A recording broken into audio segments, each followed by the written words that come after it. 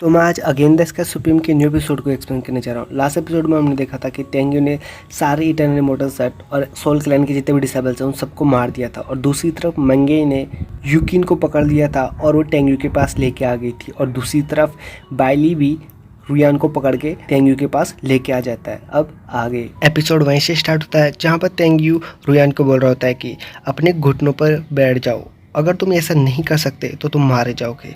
तुम्हें बचना है और तुम्हें यहाँ से जाना है तो तुम्हें अपने घुटनों पर झुकना होगा। जितने भी हुआंगफू सेट के डिसेबल्स तुमने मारे उनकी रिस्पेक्ट के लिए। जिसकी ये सब चीज़ बोलने के बाद वो मुड़ जाता है और बाइली को इशारा करता है। तभी हम देखते हैं बाइली अपनी स्वॉर्ड वहाँ से हटाता है और टेलीपोर्ट होकर अपनी पार्टनर के पास जाता है, जहाँ पर वो लड़की उससे पूछती है कि तुम्हारी इंजरी पहले से बेटर है। जिसके बाद वो बोलती है कि हाँ, मेरी इंजरी पहले से बेटर है, अब मैं बिल्कुल ठीक हूँ। जिसके बाद हम देखते हैं रुयान को, जो कि तेंग्यू को बोल रहा होता है कि तुम मुझे यहाँ से जाने दोगे अगर मैं ये सब करूँगा तो। क्या तुम यंग मास्टर को पागल समझते हो? मैं तुम्हारी विश कभी पूरी नहीं करने वाला हूँ। जिसके ये सब चीज़ बोलने के बाद वो बोलता है कि तुम मेरा अपमान करना चाहते हो और उसके बाद मुझे मार दोगे। जिसके ये सब चीज़ बोलने के बाद वो बोलता है कि क्या तुम यंग मास्टर रुयान को बेवकूफ़ समझते हो? ये सब चीज़ बोलने के बाद हम देखते हैं तेंग्यू को, जो कि उसको गुस्सा आ जाता है और उसके पास जाता है, उस पर हाथ उठाता है। तो हम देखते हैं कि रुयान उससे बचने के लिए अपने हाथ आगे कर देता है। तभी हम देखते हैं कि तेंग्यू उस पर अपने पावरफुल अटैक से नहीं, सिर्फ एक स्लैब पर अटैक करता है। जिसके बाद वो उसको चाटे ही चाटे मारने लग जाता है। जिसके बाद वो बोलता है कि तुमने अभी तक बहुत सारे हुआंगफू सेक्ट के डिसेबल्स को मारा है और तुम उनके रिस्पेक्ट के लिए, अब उनके अपोलोजाई के लिए झुकना भी नहीं चाहते, तो तुम मरने के लिए तैयार हो जाओ। जिसके साथ ही वही बोलता है कि और तुम्हारी हिम्मत कैसी हुई कि तुम मुझसे इस तरह बात करो। और जिसके ये सब चीज़ बोलने के बाद तेंग्यू उसे और ज़्यादा चांटे मारने लगता है। तभी हम देखते हैं तेंग्यू को और साथियों को, जो कि बोल रहे होते हैं कि बड़े तेंग्यू, आप बिल्कुल ठीक कर रहे हो, इसे मारते जाओ, तब तक मारो जब तक ये अपने घुटनों के बल नहीं बैठ जाता। तभी हम देखते हैं यूकिन को, जो कि यह सब चीज़ देख के बहुत ज़्यादा डर जाती है, क्योंकि तेंग्यू उसे मारते मारते रुक नहीं रहा होता। तभी हम देखते हैं कि उसे अब वो चांटे मारने की जगह उसका सर ज़मीन से भिड़ाता है। जिसके बाद वो ऐसे काम 2 से 4 बार करता है, जिससे उसके मुंह से ब्लड आता है। लेकिन तेंग्यू अभी भी नहीं रुक रहा होता है और वो उसे किक से मारने लगता है। जिसके बाद हम देखते हैं कि वो उसका एक हाथ और एक पैर भी तोड़ देता है, जिसे देखकर यूकिन अब और भी ज़्यादा डर जाती है और सोच रही होती है कि कहीं तेंग्यू अब मेरे साथ भी ये सब कुछ करेगा। जिसके बाद हम देखते हैं कि रुयान की इतनी ज़्यादा हालत ख़राब हो जाती है कि वो चिल्लाते चिल्लाते वो पूरा जंगल उसकी आवाज़ से ही गूंज रहा होता है। जिसके बाद हम देखते हैं तेंग्यू को, जो कि उसका मुंह पकड़ कर उसे उठाता है और बोलता है कि मैं तुम्हें अब यहाँ से जाने दूंगा। जिसकी यह सब चीज़ बोलने के बाद उसे बोलता है कि गेट आउट, अब यहाँ दोबारा मत आना। तो वो उसके स्पीड बोट पर उसे फेंक देता है। जिसके बाद हम देखते हैं कि रुयान वो स्पीड बोट अपने स्टार्ट करता है और वहाँ से जाने लगता है, और जाने से पहले बोलता है कि अभी नहीं तो मैं तुम्हें बाद में ज़रूर मार दूंगा, वो भी अपने ही हाथों से। जिसकी ये सब चीज़ बोलने के बाद वहाँ से चला जाता है। तभी हम देखते हैं तेंग्यू को, जो कि यूकिन के पास एकदम से जाता है। तो यूकिन डर जाती है और वो बोलती है कि मैं हार चुकी हूँ, तो तुम मुझे मार सकते हो अगर मारना चाहते हो तो, मुझे अब फ़र्क नहीं पड़ता किसी चीज़ से। जिसके ये सब चीज़ बोलने के बाद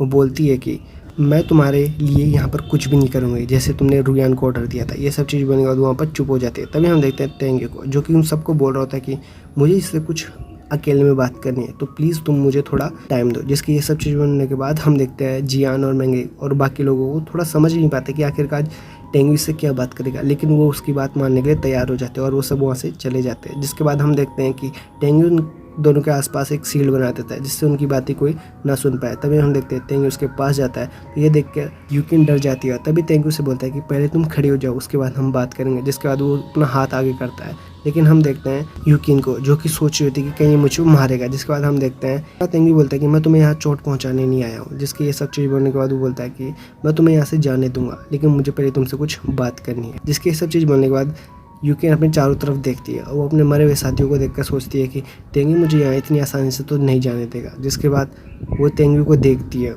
तो तेंग्यू ये चीज़ देखकर बोलता है कि तुम मुझे इस तरह मत देखो। वो बोलता है कि मैं तुम्हारी जान बचाना चाहता था, लेकिन तुम कभी मुझे समझ ही नहीं पाए। जिसके बाद वो बोलता है कि तुम और मैं एक साथ मर भी सकते थे, मैं तुम्हें यहाँ पर सेव करने आया हूँ। जिसके साथ ही यूकिन समझ नहीं पाती और बोलती है क्या तुम कहना क्या चाहते हो। जिसके बाद वो बताता है कि टू हेड ड्रैगन के टाइम पर भी मैं तुम्हें बचाने आया था, लेकिन तुमने मुझे बैक से स्टैब कर दिया था। जिसके बाद यूकिन थोड़ी निराश हो जाती है और वो बोलती है कि मुझे उसके लिए माफ़ करना। फिर वो पूछते हैं क्या तुम्हारी वो इंजरी अब हील हो चुकी है। जिसके बाद सुनकर तेंग्यू उसको कुछ नहीं बोलता है। तभी हम देखते हैं यूकिन को, जो कि उदास हो जाती है और तभी यूकिन फिर से तेंग्यू को बोलती है कि मुझे नहीं पता कि मेरे साथ क्या हो रहा है, तुम्हारे और मेरे बीच ऐसा कोई रिलेशन भी नहीं है, ना जाने फिर भी क्यों मुझे अजीब सा महसूस होता है अगर मैं तुम्हें देखती हूँ तो। जिसके बाद वो बोलती है कि अगर तुम्हें कोई हर्ट करता है तो मुझे बहुत ज़्यादा बुरा लगता है, और साथ ही तुम अगर किसी और लड़की के साथ होते हो तो ना जाने क्यों मेरे अंदर से ऐसा फील होता है कि मेरा दिल टूट चुका है। जिसकी सब ये सच बोलने के बाद वो उदास हो जाती है। तभी हम देखते हैं तेंगी को, जो कि उसको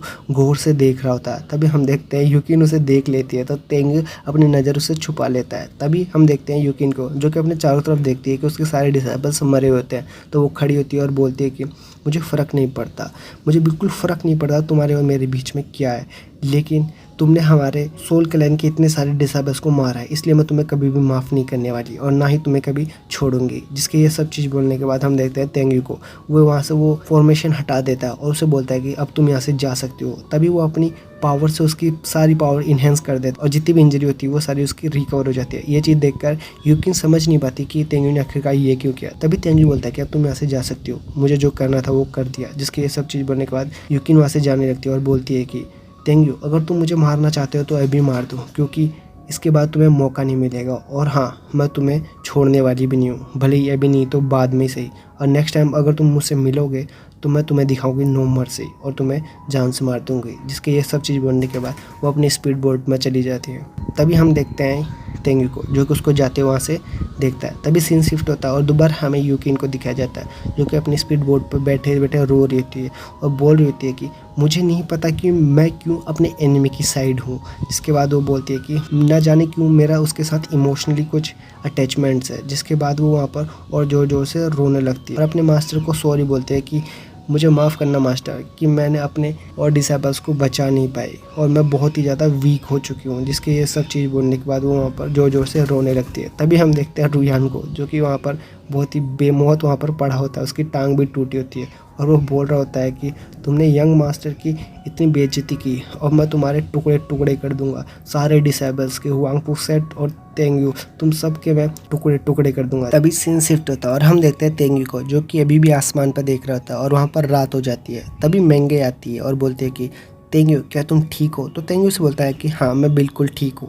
तभी मेंगे से बताती है कि ब्रदर हुआंगफू और बाकी सब ने हमारे जितने भी डिसेबल्स मरे थे उन सबको उनकी बॉडी का दफना दिया, मतलब उनको एक तरह से पीसफुली यहाँ से विदा कर दिया। जिसके बाद हम देखते हैं वो बोलते हैं कि ब्रदर हुआंगफू और बाकी सब आपका वेट कर रहे हैं। तो तेंग्यू उसको गले लगाकर बोलता है कि हाँ, हम थोड़ी देर में चलेंगे। जिसके ये सब चीज़ बोलने के बाद वो वहाँ से जाने लगता है। तभी हम देखते हैं कि वो वहाँ उसी जगह पर आ जाता है जहाँ पर और बाकी सब डिसेबल्स होता है। तो मेंगे उसे बताती है कि जियान ने वहाँ पर सारी लूट इकट्ठा कर लिया, जितने भी हमने डिसेबल्स मारे थे उनके पास जो भी ट्रेजर थे उन सबको हमने ले लिया। जिसके बाद वो बताती है कि हमारे पास डोजान पीस के बहुत सारे टुकड़े हैं और लो ग्रेड के इन्फ्रारेड ट्रेजर भी बहुत सारे हैं। जिसके साथ ही वो चीज़ बताते हुए आगे बढ़ रहे होते हैं। तभी वो सभी हुआंगफू और बाकी सबके पास आ जाते हैं, जहाँ पर वो देखते हैं कि हुआंगफू और बाकी सब बहुत ही ज़्यादा उदास होते हैं, क्योंकि उनके बहुत सारे साथी वहाँ पर मारे जा चुके थे। तभी टेंग्यू आगे बढ़ता है और उनको इनकरेज करते हुए बोलता है कि लाइफ और डेथ बैटल में डेथ एक नेसेसरी चीज़ है, वो आना और ना आना उनके हाथ में नहीं होता। तभी उन सबको बोलता है कि